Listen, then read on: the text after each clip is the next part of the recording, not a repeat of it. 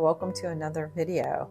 I hope you find this one as fun as I did, and I will warn you, you'll think it's a disaster at the beginning, but hang in there because you really can't go wrong with this one.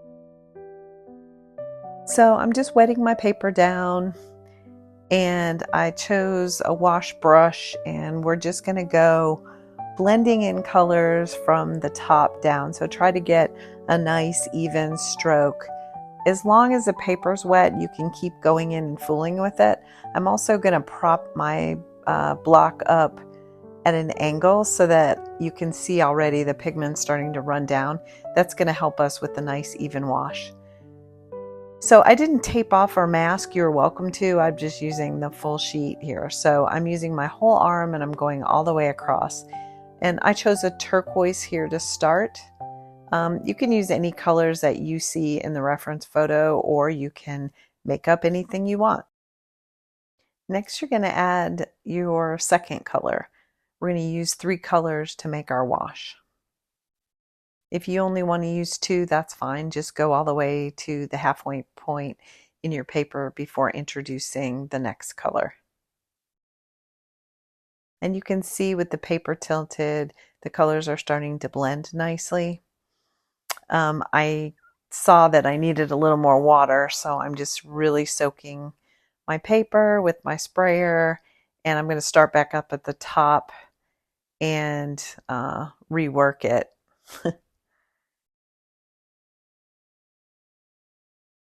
I told you would feel like it's going to be a disaster. This was kind of my feeling at the beginning, but I stuck with it. I was able to fix my wash and move on. So I just introduced more of the turquoise here and then blended in with the phthalo blue. And now I'm going in, just making it a little stronger. I did notice that my washes dried a lot lighter, so you might want to go dark on this wash. Mine turned out a little lighter than I would have liked. So now add your third color if you're using one, and just get darker, progressively darker as you go down.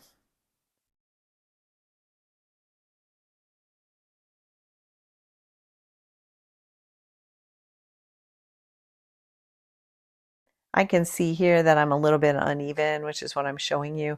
So I'm just going to go back into that middle section. Again, as long as the paper is wet like it is, we can go in and mess with our wash. It's when it starts to dry, you need to be careful so you don't mess it up.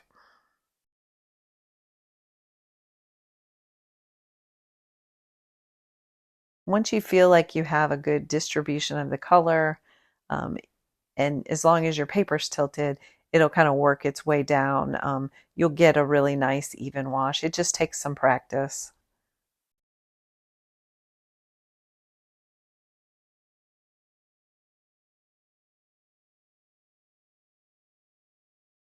I wanted the edges to be a little bit darker, so that's why I was dabbing in some of that color. So while it's still wet, go in and with a round brush, a damp round brush, lift off some of the color to form the highlight on the top of the fish. So you don't have to draw any fish here. Just go in and make some marks. I did notice that my hand was in the way when I was filming, so fast forward, I made marks all the way across, as you can see. So now what we're doing is we're using the green color, whatever green you select, and go make a U-shape mark at the bottom of the fish, and then go in with just water and blend it into the top. So again, here's the bottom of the fish, which is damp, and just go in by pressing the belly of your brush and then get damp water on it and do the top, and it'll blend to the fish. And then add a couple of strokes for the tails. You'll see more in the next fish when my hand is not in the way. Sorry for that.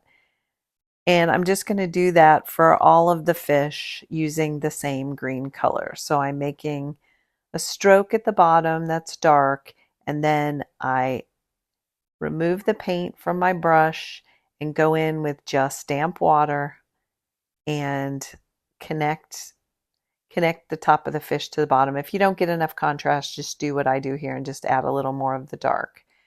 And they don't all have to be the same. In fact, it looks great if they're varied.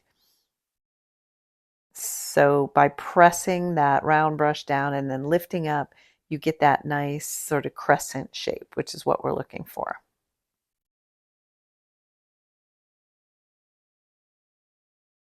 And just use your little highlighted marks that you have lifted as indication of where you want to put a fish.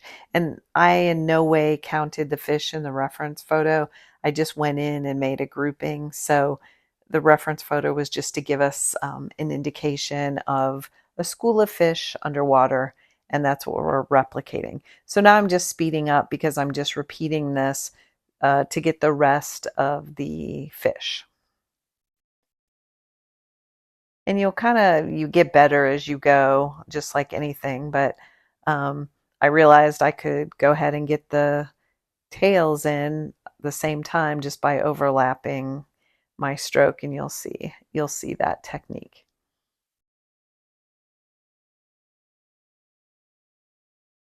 And don't worry if the fish are touching.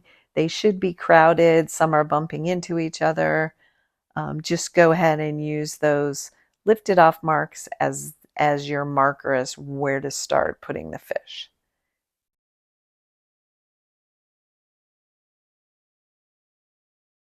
And if you get too much paint, like I did, just lift that top off and you'll still get a nice blend.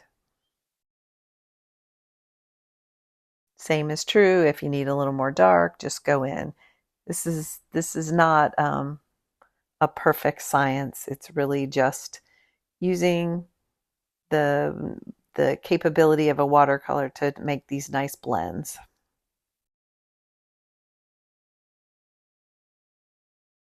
And you can add fish where there aren't highlights, especially up at the top where it's lighter. I see that I just did that. And in fact, we're going to do that with the smaller fish throughout after we finish this step.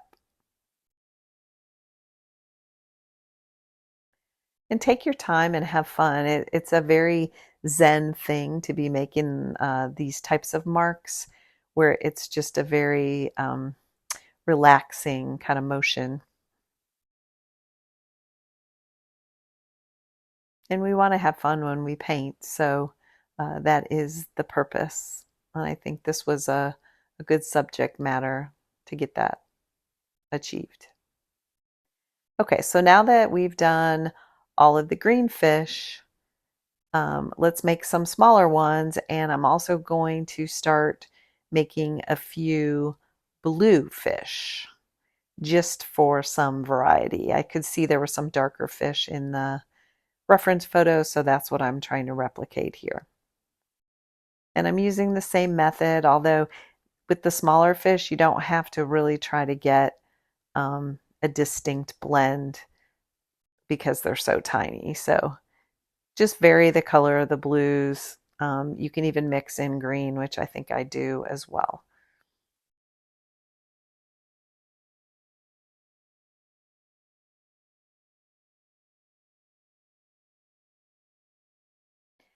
And the smaller fish are really farther away, um, from scale. That's why they're smaller. So they would have less detail than the bigger fish would as well.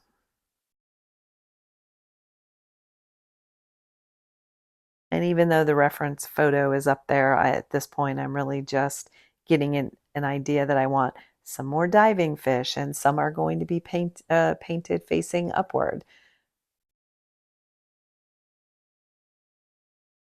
which is what I'm doing right up here. And you can add a little curve to them, vary the shape, make them whatever you want. And you can see here I'm doing some green along with some blue and just enjoying the process.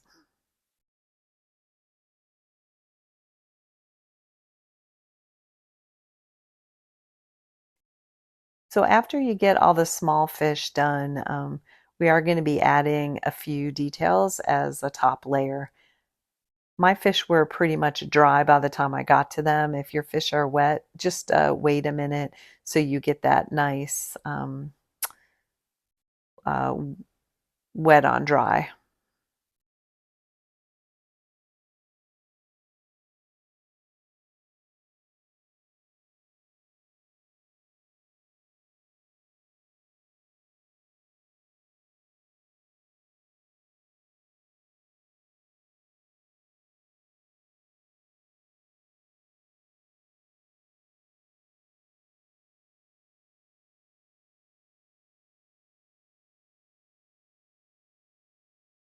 And once you feel like you have enough fish that indicates this is a school of fish, then you don't, again, you do not have to count the pictures. In fact, I'm going to remove the reference photo. So here what I'm doing is just drawing a few dots. I'm using Payne's gray for a little more contrast, and I am drawing a dot for an eye, and then I'm also drawing in a little half circle, like an arc, for the gills. And you can decide which way your fish is pointing in order to determine where to put the eye. Again, I am not looking at the reference photo for this at all. I'm just kind of winging it. So here's the little gills.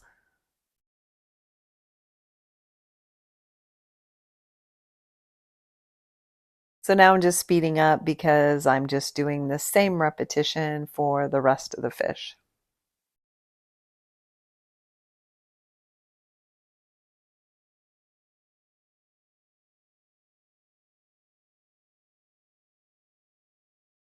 And you can choose whether to do it on those small fish as well.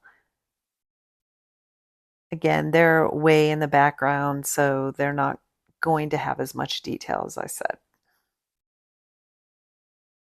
And then once you get all the eyes and the gills done and you're happy with that, then the last step is we're going to add a few of the fins. And so I'm just going to decide, use a smaller brush for all these details, and I'm going to use the green for the fins on the green fish and the blue on the blue. And here's where you can have fun and say, would I see a fin? Where would it be positioned? And so you can do a variety of marks so that they look like they're not all on the same plane. Some are turning and twisting and moving through the water differently. And that'll give your painting a sense of movement.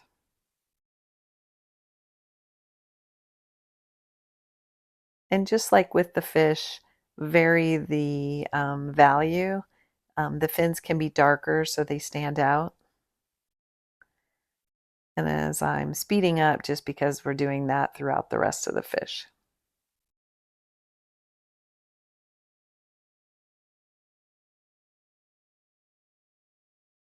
And after you get all your little fins put in and you're happy with it, the last step is optional. If you want to add a few marks on the fish in a contrasting color, just to indicate scale or a little bit of texture, you can. And so that's what I'm choosing to do here. I'm just going in with my dark blue on top of the green fish and just making a couple of little speckles and spots to indicate that there's some scale on them, fish scales, and that they have a little bit more texture and they don't appear real smooth. And I don't think I did it to each fish. You can decide where do you want it.